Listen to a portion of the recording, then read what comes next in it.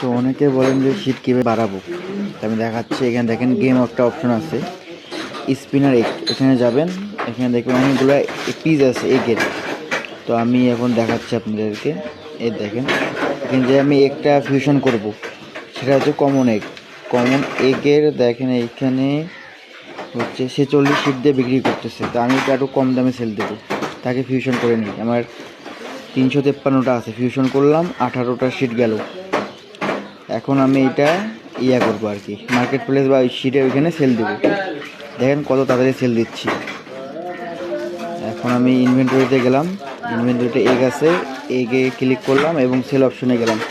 তো সর্বোচ্চ দেখলাম 46 সেল হচ্ছে, আমি 44 দিলাম, লিস্ট হইলো। দেখেন আমার সর্বোচ্চ মনে হয় 1 মিনিট লাগবে সেল হইতে।